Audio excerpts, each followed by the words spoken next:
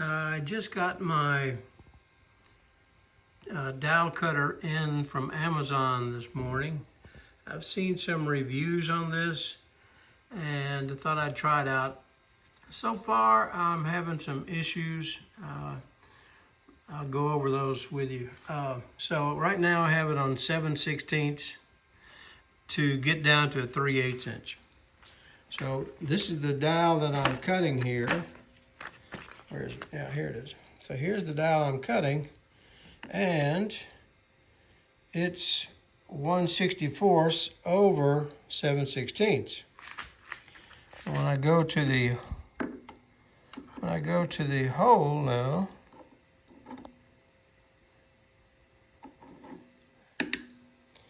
it's reading at 7/16. Now the same thing happened with my 3/8 inch cutter.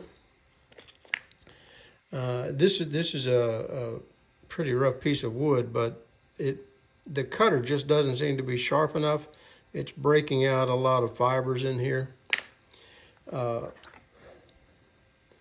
did I make? Anyway, so I ran it through the 3/8 after I cut it down to the 7/16. Ran it through the 3/8. Extremely difficult to push through there.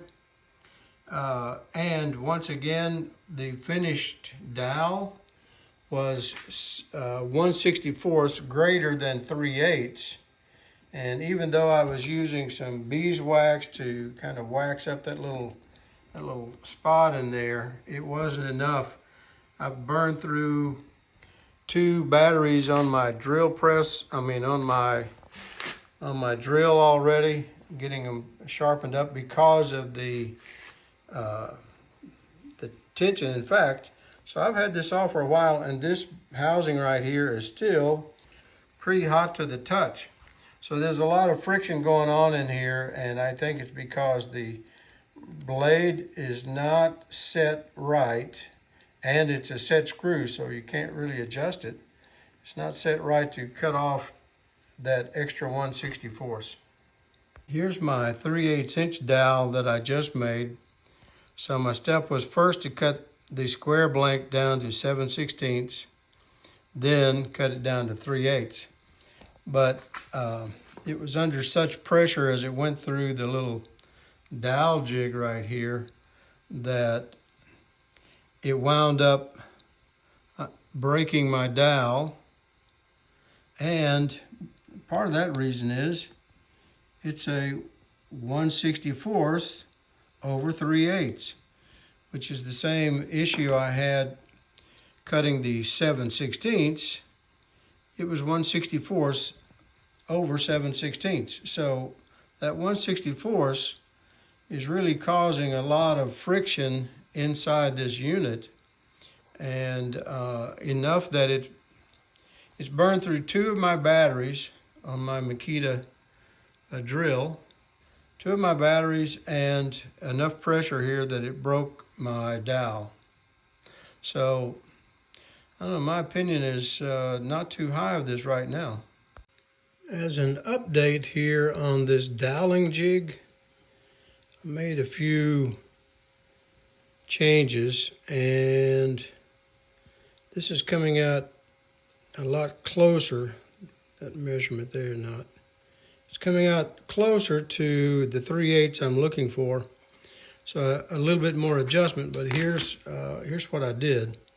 So this is the little cutter piece. This piece right here sits on this post, and it measured around 12 millimeter opening.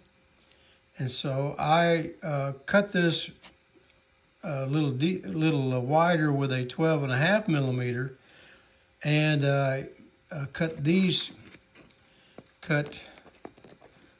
one here also. This is a 6.5 millimeter, so you have to cut both.